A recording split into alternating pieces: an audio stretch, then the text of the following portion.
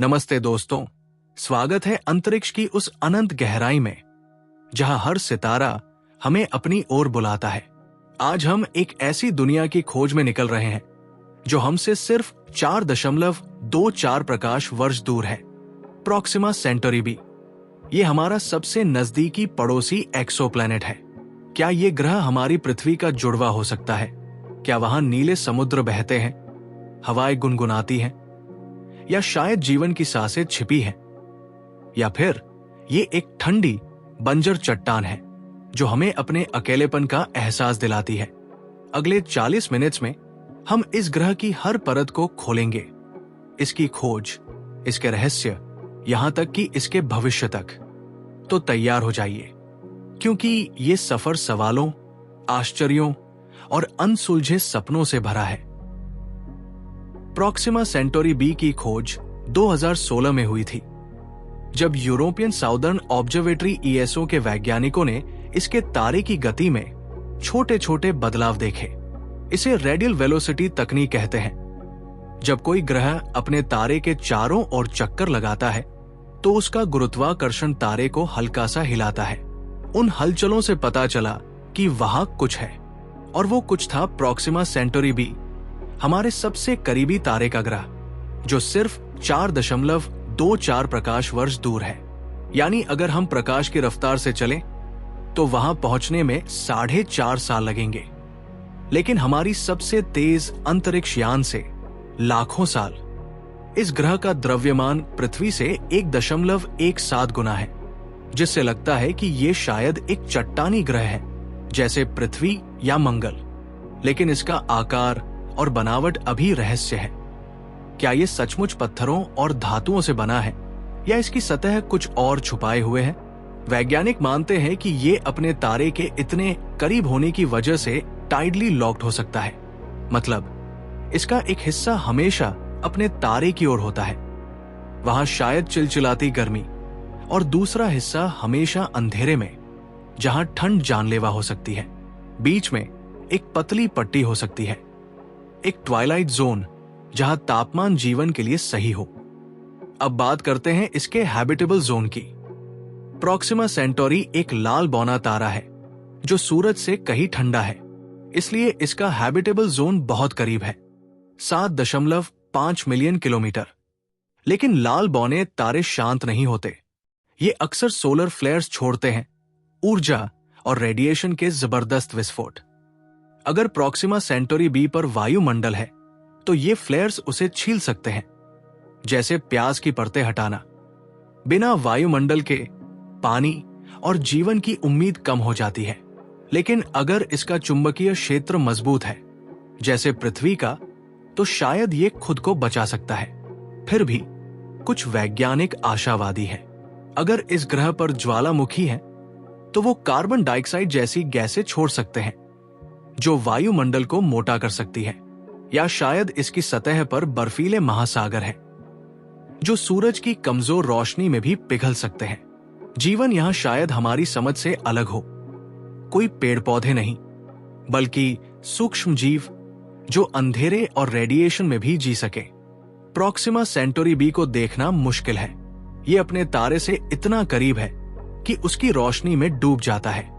लेकिन भविष्य में जेम्स वेब स्पेस टेलीस्कोप या और बड़े उपकरण इसके वायुमंडल की गैसों को सूंघ सकते हैं, ऑक्सीजन, मीथेन या पानी के भाप के संकेत। तब तक ये ग्रह एक पहेली है, एक ऐसी दुनिया जो जीवन की संभावना जगाती है, लेकिन उसे साबित करने के लिए हमें अभी इंतजार करना होगा। प्रॉक्सिमा सेंटोरी बी की सतह और बनावट अभी तक अनुमानों पर आधारित है। इसका द्रव्यमान पृथ्वी से 1.17 गुना है, लेकिन इसका घनत्व क्या है ये साफ नहीं। अगर ये चट्टानी है तो शायद इसमें सिलिकेट चट्टाने और लोहे का कोर हो, पृथ्वी की तरह। लेकिन अगर इसका घनत्व कम हुआ तो हो सकता है कि ये पानी या बर्फ से भरा मिनी नेपच्यून हो। इसका व्यास भी ठीक ठीक नहीं मापा गया, पर अनुमान है कि ये पृथ्वी से 10 से 20% बड़ा हो सकता है। इसका गुरुत्वाकर्षण भी थोड़ा ज्यादा होगा। शायद यहां कूदना पृथ्वी से मुश्किल हो। इसकी कक्षा भी अनोखी है। 7.5 मिलियन किलोमीटर की दूरी पर यह अपने तारे को इतनी तेजी से चक्कर लगाता है कि एक साल सिर्फ 11.2 पृथ्वी दिन का है। लेकिन टाइडल लॉकिंग की वजह से इसका दिन और साल बराबर हो सकते हैं। एक तरफ हमेशा दिन, दूसरी तरफ हमेशा रात। इस लॉकिंग से मौसम का कॉन्सेप्ट भी अजीब होगा। कोई मौसमी बदलाव नहीं, बस स्थायी क्षेत्र, गर्म, ठंडा और बीच का ट्वाइलाइट जोन। अगर हवाएं हैं तो ये गर्म और ठंडे हिस्सों के बीच गर्मी बांट सकती है, जिससे ट्वाइलाइट जोन में तापमान स्थिर रहे। हैबिटेबल जोन में होने के बावजूद प्रॉक्सिमा सेंटोरी बी पर जीवन की राह आसान नहीं। इसका तारा प्रॉक्सिमा सेंटोरी एक लाल बौना है जो अपनी उम्र के हिसाब से बहुत सक्रिय है।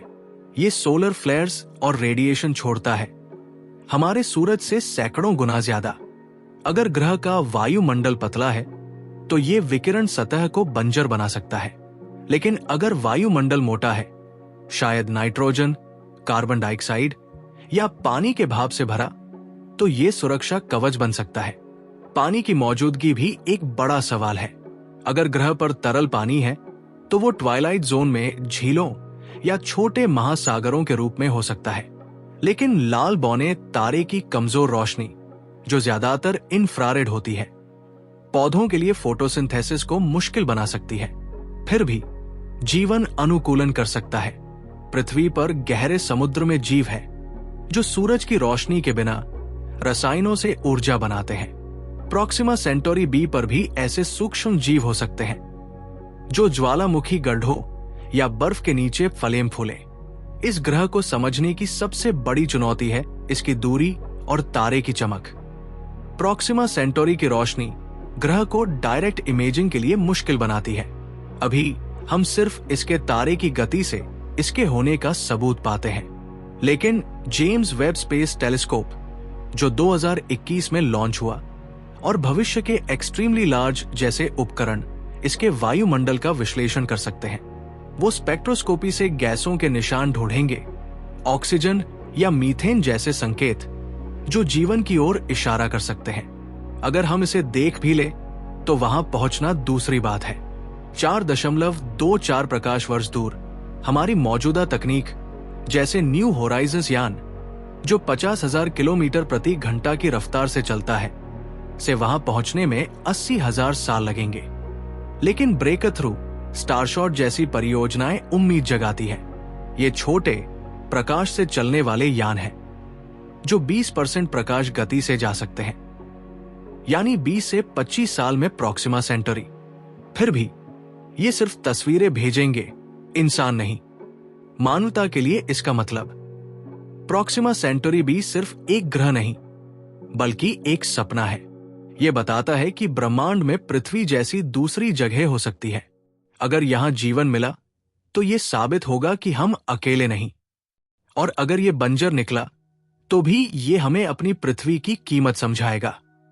भविष्य में अगर हम अंतरिक्ष की सोचें तो यह हमारा पहला पड़ाव हो सकता है, न सिर्फ दूरी की वजह से बल्कि इसलिए कि यह हमें सिखाएगा कि लाल बौने तारों के ग्रहों पर कैसे जिया जाए। ऐसे तारे ब्रह्मांड में सबसे आम हैं। 80% तारे लाल बौने हैं। प्रॉक्सिमा सेंटोरी की कहानी 1915 से शुरू होती है, जब स्कॉटिश खगोल शास्त्री रॉबर्ट इंस ने दक्षिण अफ्रीका में एक छोटे टेलीस्कोप से इसे देखा। यह अल्फा सेंटोरी सिस्टम का हिस्सा था, हमारा सबसे करीबी तारा समूह। लेकिन प्रॉक्सिमा एक लाल बौना होने की वजह से इतना मंद था कि इसे गंभीरता से नहीं लिया गया। उस जमाने में वैज्ञानिक बड़े चमकीले तारों लाइक सीरियस या बेटेलजियस के पीछे थे। प्रॉक्सिमा को बस एक साइड नोट समझा गया। फिर भी इसकी नजदीकी 4.24 प्रकाश वर्ष ने इसे खास बनाया। 20वीं सदी के मध्य तक खगोल शास्त्र में क्रांति आ रही थी। टेलीस्कोप बेहतर हुए और वैज्ञानिकों ने एक्सोप्लैनेट्स, हमारे सौर मंडल से बाहर के ग्रहों की तलाश शुरू की। लेकिन तकनीक सीमित थी। 1990 के दशक में पहला एक्सोप्लैनेट 51 पेगासी बी मिला, पर वो एक विशाल गैस ग्रह था जो अपने तारे से बहुत करीब था। छोटे चट्टानी ग्रहों को ढूंढना अभी सपना था, और प्रॉक्सिमा सेंटोरी जैसे मंद तारे तो और भी मुश्किल। रेडियल वेलोसिटी का उदय 1990 और 2000 के दशक में रेडियल वेलोसिटी मेथड ने खेल बदला। ये तकनीक तारे की रोशनी में सूक्ष्म बदलाव नापती है जो ग्रह की गुरुत्वाकर्षण खिंचाव से होते हैं। यूरोपियन साउदर्न ऑब्जर्वेटरी ने अपने high accuracy radial velocity planet searcher को 2003 में चिली के ला सिला ऑब्जर्वेटरी में लगाया।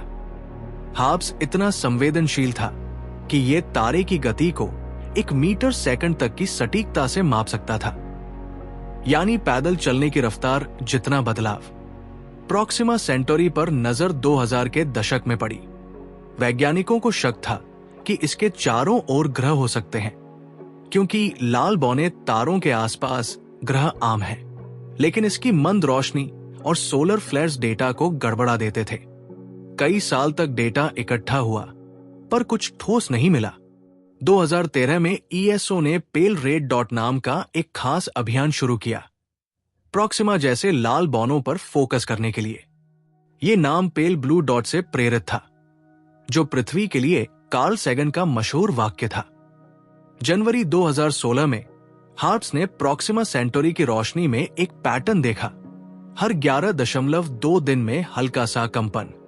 यह संकेत था कि कोई ग्रह तारे को खींच रहा है, लेकिन वैज्ञानिक सावधान थे। पहले भी गलत संकेत मिल चुके थे, कभी तारे के धब्बों की वजह से, कभी उपकरणों की गड़बड़ी से। टीम ने महीनों तक डेटा की छानबीन की। उन्होंने पुराने डेटा को भी खंगाला, 2000 से 2014 तक का। सबूत मजबूत होते गए। आखिरकार अगस्त 2016 में ESO ने ऐलान किया, प्रॉक्सिमा सेंटोरी बी की खोज हुई है। नेचर जर्नल में पेपर छपा और दुनिया भर में सुर्खियां बनी। हमारा सबसे करीबी पड़ोसी ग्रह। वैज्ञानिकों ने बताया कि ये हैबिटेबल जोन में है, पृथ्वी से बड़ा है और सिर्फ 4.24 प्रकाश वर्ष दूर। लेकिन साथ में चेतावनी भी थी, इसके तारे के सोलर फ्लेयर्स इसे रहने लायक बनाने में रुकावट हो सकते हैं। फिर भी इस खोज ने अंतरिक्ष विज्ञान में नई उम्मीद जगा दी। ये खोज इसलिए बड़ी थी क्योंकि ये हमारा सबसे करीबी एक्सोप्लैनेट था। इससे पहले मिले ग्रह सैकड़ों हजारों प्रकाश वर्ष दूर थे। प्रॉक्सिमा सेंटोरी बी ने सवाल उठाया, क्या हम इसे देख सकते हैं? क्या वहां जा सकते हैं? लेकिन चुनौतियां भी सामने आई। रेडियल वेलोसिटी से ग्रह का द्रव्यमान और कक्षा पता चली, पर सतह, वायुमंडल या पानी का कोई सबूत नहीं मिला। कुछ वैज्ञानिकों ने शक जताया, शायद ये संकेत गलत हो। 2017 में और डेटा से पुष्टि हुई कि हां, ये ग्रह सचमुच है। इस खोज ने नई तकनीकों को जन्म दिया। ट्रांजिट मेथड, जब ग्रह तारे के सामने से गुजरता है, यहां काम नहीं करती, क्योंकि प्रॉक्सिमा सेंटोरी बी का झुकाव सही नहीं। डायरेक्ट इमेजिंग भी मुश्किल है, क्योंकि तारे की रोशनी ग्रह को छुपा देती है। फिर भी इसने भविष्य के टेलीस्कोप लाइक जेम्स वेब और ELT के लिए रास्ता खोला। प्रॉक्सिमा सेंटोरी बी की खोज सिर्फ एक ग्रह की कहानी नहीं, बल्कि मानव जिज्ञासा की जीत थी। 1915 में एक मंद तारे से शुरू होकर 2016 में एक संभावित दूसरी पृथ्वी तक, ये यात्रा दिखाती है कि हम कितने आगे आए हैं, और ये सवाल छोड़ती है, अगला कदम क्या? क्या हम इसे देख पाएंगे? क्या वहां जीवन है? इस थ्रिलर का अगला चैप्टर अभी लिखा जाना बाकी है। टीडली लॉक्ड दुनिया की हकीकत। प्रॉक्सिमा सेंटोरी बी की सबसे बड़ी खासियत इसकी टाइडल लॉकिंग है। इसका मतलब है कि ये अपने तारे के साथ इस तरह बंधा है कि एक हिस्सा हमेशा रोशनी में रहता है, जिसे डे साइड कहते हैं, और दूसरा हिस्सा हमेशा अंधेरे में, नाइट साइड। ये स्थिति पृथ्वी से बिल्कुल अलग है, जहां दिन रात का चक्र 24 घंटे में पूरा होता है। यहां दिन और रात स्थायी है। डे साइड पर प्रॉक्सिमा सेंटोरी की लाल नारंगी रोशनी सतह को गर्म करती है, शायद 50 डिग्री सेल्सियस तक, जो पानी को उबालने के लिए काफी नहीं, पर जीवन के लिए चुनौतीपूर्ण है। नाइट साइड पर तापमान 200 डिग्री सेल्सियस तक गिर सकता है। लगभग वैसा ही ठंडा जैसा हमारे सौर मंडल के बाहरी ग्रहों पर होता है। लेकिन असली कहानी बीच के ट्वाइलाइट जोन में है। ये वो संकरी पट्टी है जहां रोशनी और अंधेरा मिलते हैं। यहाँ तापमान 0 से 30 डिग्री सेल्सियस के बीच हो सकता है। पानी को तरल रखने के लिए बिल्कुल सही। अगर इस ग्रह पर हवाएं हैं तो वो डे साइड की गर्मी को नाइट साइड की ठंडक के साथ मिला सकती है, जिससे ट्वाइलाइट जोन में मौसम स्थिर हो। वैज्ञानिकों का मानना है कि अगर यहां जीवन है तो यही होगा।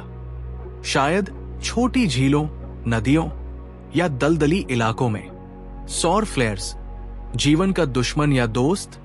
प्रॉक्सिमा सेंटोरी एक लाल बौना तारा है और इसकी सबसे बड़ी चुनौती है इसके सौर फ्लेयर्स। ये ऊर्जा के विस्फोट है, पराबैंगनी किरणें, एक्सरे और चार्ज्ड कण जो हमारे सूरज से सैकड़ों गुना ज्यादा शक्तिशाली हो सकते हैं। पृथ्वी पर हमारा चुंबकीय क्षेत्र और वायुमंडल हमें सौर विकिरण से बचाते हैं, लेकिन प्रॉक्सिमा सेंटोरी भी इतना करीब है, अपने तारे से सिर्फ 7.5 मिलियन किलोमीटर, कि ये फ्लेयर्स इसकी सतह को बमबारी की तरह मार सकते हैं। अगर इस ग्रह का वायुमंडल पतला है जैसे मंगल का, तो ये फ्लेयर्स इसे धीरे धीरे छील सकते हैं। पानी के अणु टूटकर हाइड्रोजन और ऑक्सीजन में बदल सकते हैं और हाइड्रोजन अंतरिक्ष में उड़ सकता है। ऐसा हुआ तो ये ग्रह अब तक बंजर हो चुका होगा, एक सूखा, रेडिएशन से झुलसा हुआ गोला। लेकिन अगर इसका वायुमंडल मोटा है, शायद नाइट्रोजन, कार्बन डाइऑक्साइड या मीथेन से भरा, तो ये ढाल बन सकता है। और अगर इसका चुंबकीय क्षेत्र मजबूत है जैसे पृथ्वी का मैग्नेटोस्फीयर, तो ये चार्ज कणों को मोड़ सकता है। कुछ वैज्ञानिकों का मानना है कि फ्लेयर्स जीवन के लिए मददगार भी हो सकते हैं। ये रासायनिक प्रतिक्रियाएं शुरू कर सकते हैं जो साधारण अणुओं को जैविक अणुओं में बदल दें। जलवायु मॉडल, 3 संभावित चेहरे। वैज्ञानिकों ने प्रॉक्सिमा सेंटोरी बी की जलवायु को समझने के लिए कई कंप्यूटर सिमुलेशन बनाए हैं। ये मॉडल ग्रह के वायुमंडल, सतह और तारे की गर्मी पर आधारित है। आइए 3 मुख्य मॉडलों को देखें। मोटा वायुमंडल वाला ग्रह।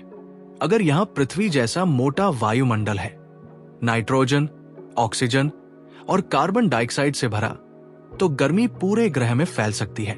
हवाएं डे साइड से नाइट साइड तक गर्मी ले जा सकती है, जिससे नाइट साइड की ठंड कम हो। ट्वाइलाइट जोन में समुद्र हो सकते हैं और डे साइड पर गर्म रेगिस्तान या ज्वालामुखी। यहां जीवन की संभावना सबसे ज्यादा है। शायद सूक्ष्म जीव या यहां तक कि साधारण पौधे जैसे जीव। बर्फीला महासागर मॉडल। अगर वायुमंडल पतला है लेकिन पानी बहुत है, तो ग्रह की सतह बर्फ से ढकी हो सकती है।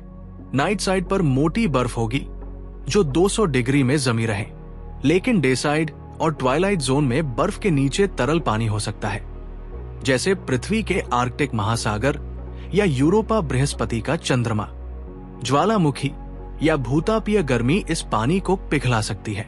यहां जीवन बर्फ के नीचे फल सकता है, शायद रसायन आधारित जीव। रेगिस्तानी दुनिया। अगर सौर फ्लेयर्स ने वायुमंडल और पानी को उड़ा दिया, तो ये ग्रह मंगल जैसा रेगिस्तान हो सकता है। डे साइड पर गर्म, सूखी चट्टानें, नाइट साइड पर जमी हुई धूल और ट्वाइलाइट जोन में भी नमी के नाम पर कुछ नहीं। यहां जीवन की संभावना कम है, पर वैज्ञानिक कहते हैं कि अतीत में पानी रहा होगा। शायद सूखे नदी घाटियों या नमक के मैदानों के निशान मिले। इन मॉडलों में से कौन सही है, ये ग्रह के जन्म और इतिहास पर निर्भर करता है। क्या ये पानी और गैसों के साथ पैदा हुआ था? क्या इसके तारे ने इसे शुरुआत में ही नष्ट कर दिया, या क्या इसने खुद को बचाने के लिए अनुकूलन किया? कुछ वैज्ञानिक मानते हैं कि इसका ज्वालामुखी सक्रिय होना जरूरी है। ये गैसें छोड़कर वायुमंडल को फिर से बना सकता है। दूसरों का कहना है कि अगर ये बहुत हल्का है, तो शायद इसका कोर ठंडा हो चुका है और कोई चुंबकीय क्षेत्र नहीं बचा। प्रॉक्सिमा सेंटोरी बी की सतह शायद इन मॉडलों का मिश्रण हो, कहीं बर्फ, कहीं रेगिस्तान और कहीं पानी। ट्वाइलाइट जोन उसकी सबसे बड़ी उम्मीद है, एक ऐसी जगह जहां लाल रोशनी में जीवन की हल्की चमक हो सकती है। लेकिन सच जानने के लिए हमें इसके वायुमंडल को सूंघना होगा, जो अगले दशक में संभव हो सकता है। प्रॉक्सिमा सेंटोरी बी पर जीवन की खोज का पहला कदम है इसके वायुमंडल का विश्लेषण। जेम्स वेब स्पेस टेलीस्कोप, जो 2021 में लॉन्च हुआ और 2025 तक पूरी तरह सक्रिय है, इस काम में अहम भूमिका निभा रहा है। ये टेलीस्कोप इंफ्रारेड रोशनी में ग्रह को देखता है, क्योंकि प्रॉक्सिमा सेंटोरी की ज्यादातर रोशनी इंफ्रारेड है। JWST स्पेक्ट्रोस्कोपी का इस्तेमाल करता है, यानी तारे की रोशनी को तोड़कर देखता है कि ग्रह का वायुमंडल उसमें क्या निशान छोड़ता है। ऑक्सीजन और मीथेन जैसे अणु खास रंगों को सोखते हैं, जो हमें उनके होने का सबूत दे सकते हैं। पानी की भाप भी एक बड़ा संकेत है। अगर वो मिली तो तरल पानी की उम्मीद बढ़ जाती है, लेकिन ये इतना आसान नहीं। प्रॉक्सिमा सेंटोरी बी अपने तारे से इतना करीब है कि उसकी रोशनी में ग्रह का संकेत डूब जाता है। वैज्ञानिकों को स्टारशेड जैसे उपकरणों की जरूरत पड़ सकती है, एक कृत्रिम ढाल जो तारे की रोशनी को ब्लॉक करे ताकि ग्रह दिखे। अगर JWST को कुछ नहीं मिला तो भविष्य में एक्सट्रीमली लार्ज टेलीस्कोप जैसे जमीनी टेलीस्कोप भी इसे आजमाएंगे। ये 2030 तक तैयार होंगे और भी सटीक डेटा दे सकते हैं। वैज्ञानिकों में इस बात पर बहस है कि यहाँ जीवन कैसा हो सकता है। पहला खेमा मानता है कि सौर फ्लेयर्स ने सतह को बंजर बना दिया होगा। प्रॉक्सिमा सेंटोरी की ऊर्जा इतनी ताकतवर है कि ये वायुमंडल को छील सकती है और बिना वायुमंडल के जीवन की कोई गुंजाइश नहीं। लेकिन दूसरा खेमा कहता है कि सतह के नीचे जीवन मुमकिन है। पृथ्वी पर हाइड्रोथर्मल वेंट्स, समुद्र की गहराई में गर्म पानी के स्रोत में बैक्टीरिया फलते हैं, जो सूरज की रोशनी के बिना रसायनों से ऊर्जा लेते हैं। प्रॉक्सिमा सेंटोरी बी पर भी बर्फ के नीचे या चट्टानों में ऐसे सूक्ष्म जीव हो सकते हैं, शायद सल्फर या आयरन से जीने वाले। तीसरा खेमा कुछ ज्यादा आशावादी है। उनका मानना है कि यहाँ पौधे जैसे जीव हो सकते हैं। प्रॉक्सिमा सेंटोरी बी की रोशनी सूरज से अलग है, कम नीली, ज्यादा लाल और इंफ्रारेड। पृथ्वी के पौधे हरे होते हैं क्योंकि वो नीली और लाल रोशनी सोखते हैं, लेकिन यहाँ के पौधे शायद काले या गहरे लाल हों ताकि वो इंफ्रारेड को ज्यादा इस्तेमाल करें। वैज्ञानिकों ने मॉडल बनाए हैं कि ऐसे लाल फोटोसिंथेसिस से ऑक्सीजन बन सकती है, जो वायुमंडल में दिखेगी। अगर ऐसा है तो ट्वाइलाइट जोन में अजीब लाल जंगल हो सकते हैं। बुद्धिमान जीवन, सेती और उसकी उम्मीदें। अगर प्रॉक्सिमा सेंटोरी बी पर बुद्धिमान जीवन है तो ये हमारे लिए सबसे रोमांचक खोज होगी। ये ग्रह सिर्फ 4.24 प्रकाश वर्ष दूर है, यानी अगर वहां कोई सभ्यता है और रेडियो तरंगे भेज रही है तो वो हमें आसानी से मिल सकती है। Search for extra terrestrial intelligence इसकी तलाश में लगा है। उनके टेलीस्कोप लाइक एलन टेलीस्कोप अरे प्रॉक्सिमा सेंटोरी की ओर कान लगाए हुए हैं। अगर वहां से कोई सिग्नल मिला, शायद नियमित पैटर्न या कोड, तो ये साबित होगा कि हम अकेले नहीं। लेकिन यहां एक ट्विस्ट है। अगर वहां बुद्धिमान प्राणी है तो वो हमें पहले से देख सकते हैं। पृथ्वी पिछले 100 साल से रेडियो तरंगे, रेडियो शो, टीवी सिग्नल ब्रह्मांड में भेज रही है। ये तरंगे प्रॉक्सिमा सेंटोरी तक 4.24 साल में पहुंच चुकी होंगी। अगर वहां कोई है तो वो हमारी हलचल सुन चुका होगा। फिर वो जवाब क्यों नहीं दे रहे? कुछ वैज्ञानिक कहते हैं कि शायद वो हमें खतरा समझते हैं, हमारी तकनीक और इतिहास को देखते हुए, या शायद वो इतने आगे है कि हमारे सिग्नल उनके लिए प्राचीन है, जैसे हमारे लिए गुफा चित्र। दर्शन की ओर हमारा स्थान क्या है? ये सवाल सिर्फ विज्ञान तक सीमित नहीं। अगर प्रॉक्सिमा सेंटोरी बी पर जीवन मिला, चाहे सूक्ष्म जीव हो या बुद्धिमान सभ्यता, तो ये हमारे बारे में सोच को बदल देगा। क्या हम ब्रह्मांड में खास है या बस एक आम प्रजाति? अगर वहां जीवन नहीं मिला तो क्या पृथ्वी और अनोखी है? और अगर वहां सभ्यता है जो हमें जवाब नहीं दे रही, तो क्या हम जू हाइपोथेसिस में, जहां वो हमें एक चिड़ियाघर की तरह देखते हैं, बिना हस्तक्षेप के? प्रॉक्सिमा सेंटोरी बी की खोज हमें सिर्फ एक ग्रह नहीं दे रही, ये हमें अपने अस्तित्व के सवाल दे रही है। अगले कुछ सालों में JWST और सेती जैसे प्रयास हमें जवाब दे सकते हैं। तब तक ये ग्रह एक पहेली है जो विज्ञान, संभावना और सपनों को एक साथ जोड़ती है। साइंस फिक्शन में प्रॉक्सिमा सेंटोरी बी का उदय। प्रॉक्सिमा सेंटोरी बी की खोज ने 2016 से ही लोगों की कल्पना को हवा दी। साइंस फिक्शन लेखकों और फिल्मकारों ने इसे अपने कैनवास पर उतारा। इसकी नजदीकी सिर्फ 4.24 प्रकाश वर्ष ने इसे खास बना दिया। ये कोई दूर का काल्पनिक ग्रह नहीं, बल्कि हमारा पड़ोसी था। किताबों में लाइक किम स्टैनली रॉबिन्सन की अरोरा या स्टीफन बैक्स्टर की कहानियां, लोगों ने इसे एक संभावित घर के रूप में देखा।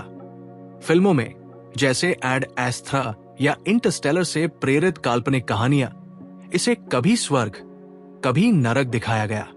एक तरफ हरे भरे जंगल और नीले समुद्र की दुनिया, तो दूसरी तरफ सौर फ्लेयर से झुलसी एलियन से भरी डरावनी जमीन। गेमिंग की दुनिया भी पीछे नहीं रही। नो मैन स्काई जैसे गेम्स में प्रॉक्सिमा सेंटोरी बी से प्रेरित ग्रह बनाए गए। टाइडली लॉक्ड ट्वाइलाइट जोन में अजीब जीवों के साथ। ये सब दिखाता है कि ये ग्रह सिर्फ वैज्ञानिकों का विषय नहीं, बल्कि हमारी सामूहिक कल्पना का हिस्सा बन गया। ये एक कैनवास है जहां हम अपने डर, उम्मीदें और सपने प्रोजेक्ट करते हैं। सांस्कृतिक प्रतीक, दूसरी पृथ्वी का सपना। प्रॉक्सिमा सेंटोरी बी ने लोगों के मन में एक सवाल जगाया, क्या ये हमारी दूसरी पृथ्वी हो सकता है? पृथ्वी पर जलवायु परिवर्तन, प्रदूषण और संसाधनों की कमी ने हमें प्लान बी की तलाश में धकेल दिया है। इस ग्रह ने उस सपने को ठोस रूप दिया। सोशल मीडिया पर #प्रॉक्सिमाड्रीम्स ट्रेंड करने लगा, जहां लोग इसकी सतह पर कॉलोनियां, अंतरिक्ष शहर और नई शुरुआत की कल्पना करने लगे। आर्टिस्ट ने चित्र बनाए, ट्वाइलाइट जोन में गुंबदनुमा बस्तियां, अंतरिक्ष सूट में बच्चे खेलते हुए, लाल आकाश के नीचे खेती करते लोग। कई संस्कृतियों में इसे प्रतीक के रूप में देखा गया। भारत में कुछ इसे नव पृथ्वी कहने लगे, तो पश्चिम में इसे न्यू एडन का नाम दिया गया। स्कूलों में बच्चे इसके बारे में निबंध लिखने लगे। अगर मैं प्रॉक्सिमा सेंटोरी बी पर रहूं तो यह सिर्फ एक ग्रह नहीं, बल्कि उम्मीद का प्रतीक बन गया कि शायद मानवता का भविष्य अंतरिक्ष में है। मानव सपने, तकनीक और चुनौतियां, लेकिन सपने सच करने के लिए तकनीक चाहिए। प्रॉक्सिमा सेंटोरी बी तक पहुंचना अभी असंभव सा लगता है। हमारा सबसे तेज अंतरिक्ष यान न्यू होराइजन्स 50,000 किलोमीटर प्रति घंटा की रफ्तार से चलता है और उसे वहां पहुंचने में 80,000 साल लगेंगे। फिर भी ब्रेक थ्रू स्टारशॉट जैसी परियोजनाएं उम्मीद देती है। ये छोटे लेजर से चलने वाले यान हैं जो प्रकाश की 20% गति 60,000 किमी सेकंड से जा सकते हैं। ऐसे में 20 से 25 साल में वो प्रॉक्सिमा सेंटोरी बी तक पहुंच सकते हैं और तस्वीरें भेज सकते हैं, लेकिन ये इंसानों को नहीं ले जा सकते, सिर्फ मशीनें। अगर हम वहां कॉलोनी बनाना चाहें तो चुनौतियां और बड़ी हैं। सौर फ्लेयर से बचने के लिए हमें भूमिगत बस्तियां बनानी होंगी। ट्वाइलाइट जोन में पानी और ऑक्सीजन चाहिए जो शायद बर्फ से निकालना पड़े। खाना उगाने के लिए लाल रोशनी में काम करने वाली फसलें विकसित करनी होंगी। और सबसे बड़ी बात, वहां तक इंसानों को ले जाने के लिए जनरेशन शिप चाहिए जो सैकड़ों साल तक अंतरिक्ष में चल सके। ये अभी सपना है, पर स्पेसएक्स जैसे संगठन इसे हकीकत बनाने की कोशिश में है। प्रेरणा का स्रोत, मानवता का भविष्य। प्रॉक्सिमा सेंटोरी बी ने हमें सिर्फ एक गंतव्य नहीं दिया, इसने हमें प्रेरणा दी। ये बताता है कि हमारी जिज्ञासा हमें कितना आगे ले जा सकती है। अगर पृथ्वी पर संकट आया, चाहे प्राकृतिक आपदा हो या मानव निर्मित, तो ये ग्रह हमें दूसरा मौका दे सकता है। वैज्ञानिकों, इंजीनियरों और सपने देखने वालों को एक नया लक्ष्य मिला है। ये एक रेस है, तकनीक, कल्पना और इच्छा शक्ति की। कई लोग मानते हैं कि प्रॉक्सिमा सेंटोरी बी हमारा भविष्य नहीं भी बना, तो भी इसकी खोज ने हमें एकजुट किया। इसने हमें याद दिलाया कि हमारा घर, पृथ्वी कीमती है और इसे बचाने की कोशिश करते हुए हमें सितारों की ओर देखना चाहिए।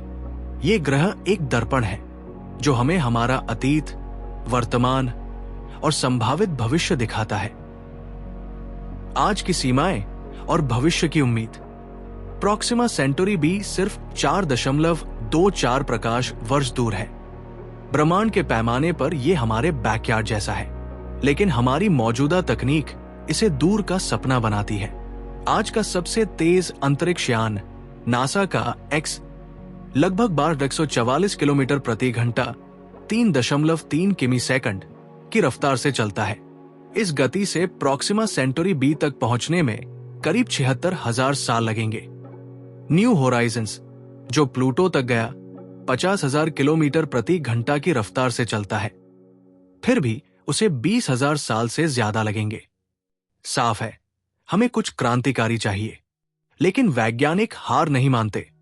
पिछले एक दशक में अंतरतारकीय यात्रा के विचारों ने रफ्तार पकड़ी है। ब्रेक थ्रू स्टारशॉट इस दिशा में सबसे ठोस कदम है। इस प्रोजेक्ट का लक्ष्य है नैनोयान बनाना, सिर्फ कुछ ग्राम वजन के, जिन्हें पृथ्वी से शक्तिशाली लेजर बीम्स प्रकाश की 20% गति 60,000 किमी सेकंड तक धकेले। ये यान 20 से 30 साल में प्रॉक्सिमा सेंटोरी बी तक पहुंच सकते हैं और कैमरे सेंसर से लैस होकर तस्वीरें, डेटा भेज सकते हैं। 2025 तक इसके प्रोटोटाइप पर काम चल रहा है और अगले दशक में पहला लॉन्च संभव हो सकता है। अगर ब्रेक थ्रू स्टारशॉट कामयाब हुआ तो 2050 के आसपास हमें प्रॉक्सिमा सेंटोरी बी की पहली तस्वीरें मिल सकती है। ये तस्वीरें क्या दिखाएंगी? शायद ट्वाइलाइट जोन में नीले समुद्र की चमक या बर्फ से ढकी सतह पर लाल तारे की रोशनी का प्रतिबिंब। हो सकता है हम रेगिस्तानी दुनिया देखें जहां सौर फ्लेयर्स ने सब कुछ झुलसा दिया हो, या फिर सपनों में हरेलाल जंगल जहां जीवन की हल्की हलचल दिखे। ये डेटा हमें ग्रह के वायुमंडल, तापमान और रहने की संभावना के बारे में बताएगा। लेकिन ये सिर्फ एकतरफा यात्रा होगी। इन छोटे यानों में इतनी शक्ति नहीं कि वो वापस आए या सिग्नल भेजते रहें। हमें बस कुछ सेकंड का डेटा मिलेगा जब वो ग्रह के पास से गुजरेंगे। फिर भी ये मानवता का पहला कदम होगा, हमारा पहला हाय अपने अंतरतारकीय पड़ोसी को, इंसानों को भेजने का सपना। तस्वीरें तो ठीक, लेकिन क्या हम खुद वहां जा सकते हैं? इसके लिए हमें इंसानों को 4.24 प्रकाश वर्ष तक ले जाना होगा। अभी की तकनीक से ये असंभव है, पर भविष्य में 3 रास्ते दिखते हैं। क्रायोजेनिक स्लिप, अगर हम इंसानों को फ्रीज कर सकें, उनके शरीर को सस्पेंडेड एनिमेशन में डालकर, तो वो सैकड़ों साल की यात्रा झेल सकते हैं। वैज्ञानिक इस पर काम कर रहे हैं, पर अभी ये चूहों तक सीमित है। अगर 2100 तक ये तकनीक तैयार हुई तो एक यान शायद परमाणु ऊर्जा से चलने वाला प्रॉक्सिमा सेंटोरी बी तक 500 से 1000 साल में पहुंच सकता है। जनरेशन शिप, दूसरा रास्ता है जनरेशन शिप, एक विशाल अंतरिक्ष यान जिसमें कई पीढ़ियां पैदा हों, जिए और मरे। ये एक चलता फिरता शहर होगा, खेती, ऑक्सीजन प्लांट और स्कूलों के साथ। 20,000 किलोमीटर प्रति घंटा की रफ्तार से भी इसे 2000 साल लगेंगे। स्पेसएक्स और नासा जैसे संगठन इसके कॉन्सेप्ट पर सोच रहे हैं, पर सामाजिक और तकनीकी चुनौतियां बहुत हैं। वॉर्म होल या लाइट स्पीड यात्रा, ये सबसे साहसी सपना है। अगर भौतिकी में क्रांतिकारी खोज हुई, लाइक वॉर्म होल अंतरिक्षमय के शॉर्टकट या प्रकाश की गति तक पहुंचने की तकनीक, तो हम कुछ सालों में वहां हो सकते हैं। अभी ये साइंस फिक्शन है, पर सैद्धांतिक वैज्ञानिक जैसे स्टीफन हॉकिंग मानते थे कि ये मुमकिन हो सकता है। चुनौतियां और प्रेरणा, इन सब के बावजूद रास्ता आसान नहीं। अंतरिक्ष का रेडिएशन, ऊर्जा की कमी और ग्रह पर उतरने की मुश्किलें हमें रोक सकती है। प्रॉक्सिमा सेंटोरी बी की सतह शायद इंसानों के लिए जहरीली हो, सौर फ्लेयर्स की वजह से। फिर भी हर चुनौती एक मौका है। ब्रेक थ्रू स्टारशॉट अगर सफल हुआ तो वो अगले कदम की नींव रखेगा, और अगर हम वहां पहुंचे तो ये सिर्फ एक ग्रह की जीत नहीं होगी, ये मानवता की जिज्ञासा और हिम्मत की जीत होगी। प्रॉक्सिमा सेंटोरी भी हमारा भविष्य हो या न हो, ये हमें सिखाता है कि सपने देखना जरूरी है। हर बड़ा कदम, चांद पर पहुंचना, मंगल की खोज एक असंभव सपने से शुरू हुआ था। शायद 2100 तक हम वहां हों, या शायद 3000 तक, लेकिन ये यात्रा शुरू हो चुकी है और इसका पहला कदम हमारी सोच में है। प्रॉक्सिमा सेंटोरी बी की कहानी सिर्फ एक ग्रह की नहीं, बल्कि पूरे ब्रह्मांड की कहानी से जुड़ी है। 13.8 अरब साल पहले बिग बैंग ने सब कुछ शुरू किया। तारों का जन्म हुआ, वो फटे और उनके मलबे से ग्रह बने। प्रॉक्सिमा सेंटोरी भी ऐसा ही एक तारा है, एक लाल बौना जो सूरज से पुराना है, शायद 4.85 अरब साल से ज्यादा उम्र का। इसके चारों ओर ये ग्रह कैसे बना? वैज्ञानिक मानते हैं कि ये एक प्रोटोप्लट डिस्क से उभरा गैस और धूल का वो बादल जो तारे के जन्म के बाद बचा था। शायद अरबों साल पहले इस ग्रह पर उल्कापिंडों की बारिश हुई होगी, वही बारिश जो पृथ्वी पर पानी और जीवन के बीज लेकर आई। अगर ऐसा हुआ तो प्रॉक्सिमा सेंटोरी बी की सतह पर कभी समुद्र लहराए होंगे, शायद हवाएं चली होंगी, लेकिन इसके तारे का गुस्सा, उसके सौर फ्लेयर्स ने शायद उस कहानी को बदल दिया। या शायद नहीं, शायद आज भी इसके बर्फीले गड्ढों में या ट्वाइलाइट जोन की छाया में वो बीज सो रहे हैं, जागने का इंतजार कर रहे हैं। ब्रह्मांड में हमारा स्थान। ये ग्रह हमें एक बड़ी तस्वीर दिखाता है। ब्रह्मांड में 200 अरब गैलेक्सीज हैं और हर गैलेक्सी में औसतन 100 अरब तारे। इनमें से 80% लाल बौने हैं, प्रॉक्सिमा जैसे तारे। अगर इनमें से कुछ के पास भी ग्रह हैं, तो अरबों खरबों प्रॉक्सिमा सेंटोरी बी जैसे ग्रह हो सकते हैं।